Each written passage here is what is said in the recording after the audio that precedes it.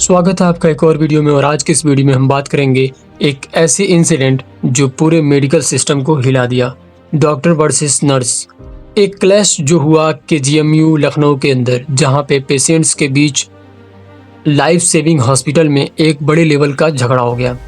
क्या हुआ था उस दिन, किसने किसको पीटा, क्या सच में डॉक्टर्स ड्यूटी के दौरान नशे में थे, और सबसे इम्पोर्टेंट, इससे हमारा मेडिकल सिस्टम क्या सीख सकता है।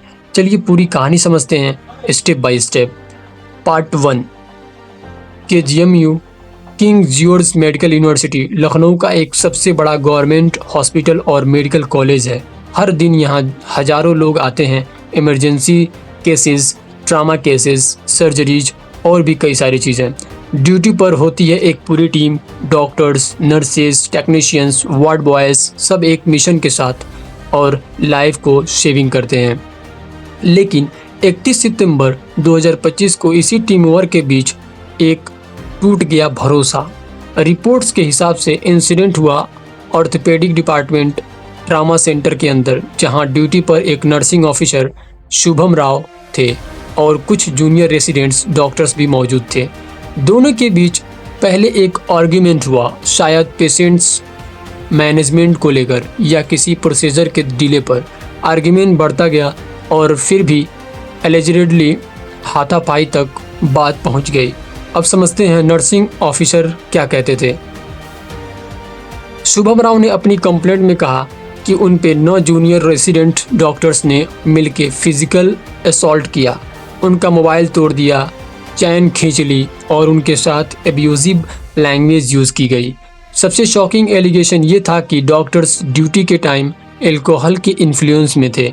उन्होंने ये भी कहा कि जब एक ओटी टेक्नीशियन ने बीच में बचाव करने की कोशिश की तो उसको भी मारा गया।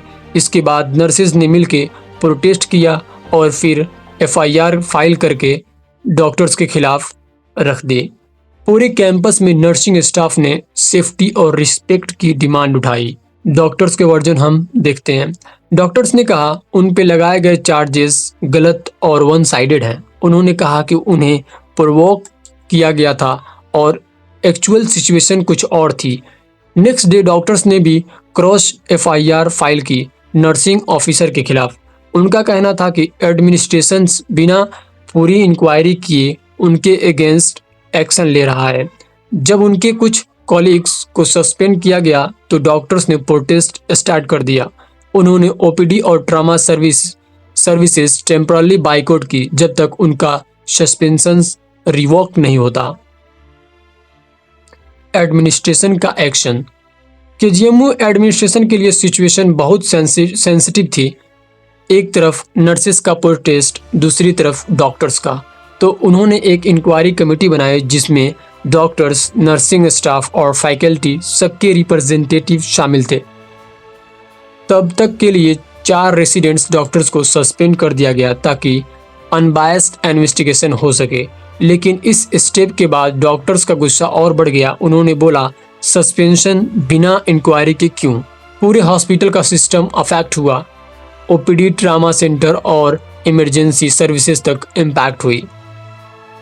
Impact on patients. इस पूरी फाइट का सबसे ज़्यादा नुकसान किसने उठाया? पेशेंट ने। जहां लोग अपने पेशेंट्स को लेके होप के साथ आते हैं, वहां उन्हें मिले बंद डोर्स, प्रोटेस्ट और डिलेज। मेडिकल फील्ड का गोल्डन रूल है पेशेंट फर्स्ट, लेकिन इस इंसिडेंट में पेशेंट लास्ट में चले गए। ये इंसिडेंट एक रिमाइंडर है कि जब डॉक्टर्स और नर्सेस के बीच कोऑर्डिनेशन टूट जाता है तो सबसे पहले सफ़र करते हैं कॉमन मैन, यानी कि आम जनता। वाई दिस क्लैशेस हैपन, ये आखिर हुआ क्यों? अब सवाल ये है कि ऐसे इंसिडेंट्स बार बार क्यों होते हैं, क्यों टीम वर्क टूट जाता है? तो मैं आपको कुछ रीज़न बताता हूँ। सबसे पहला नंबर 1 है ओवरवर्क और स्ट्रेस, यानी कि 18 से 20 घंटे ड्यूटी, नाइट शिफ्ट और इमोशनल एक्सहॉशन। दूसरा रीज़न है हियरकी और ईगो। डॉक्टर्स और नर्सेस के रोल्स क्लियर नहीं होते और कभी कभी ईगो क्लैशेस हो जाते हैं। तीसरा है कम्युनिकेशन गैप। इमरजेंसी में जब एक दूसरे से गलत टोन में बात हो जाए तो मिसअंडरस्टैंडिंग बढ़ जाती है, तो काफ़ी सारी चीज़ें बढ़ जाती हैं। Lack of respect. Medical team में हर मेंबर इक्वली इम्पोर्टेंट है, लेकिन जब रिस्पेक्ट का बैलेंस हिलता है या कुछ ऐसा होता है कि अपने आप को आप नहीं समझते हैं कि वी आर अ टीम, तब कुछ फाइट हो जाती हैं, कुछ ऐसा क्लैशेस हो जाते हैं। Step number 5, weak hospital policies. अगर डिसिप्लिन और ग्रीवेंस सिस्टम स्ट्रॉन्ग हो तो ये इश्यूज स्केलेट नहीं होते। तो इसका मैं कुछ सोल्यूशन और मैसेज मैं देता हूँ। डॉक्टर्स और नर्सेज दोनों हेल्थ केयर के दो विंग्स हैं, यानी कि दो पर हैं, एक बिना दूसरे के नहीं चल सकते। हॉस्पिटल को सेफ और प्रोफेशनल बनाए रखने के लिए ज़रूरी है म्यूचुअल रिस्पेक्ट हो, जीरो टॉलरेंस पॉलिसी हो फॉर वायलेंस, और सबसे ज़रूरी कम्युनिकेशन ट्रेनिंग हो, ताकि स्ट्रेस के टाइम पे भी टीम कॉम रहे, शांत रहे।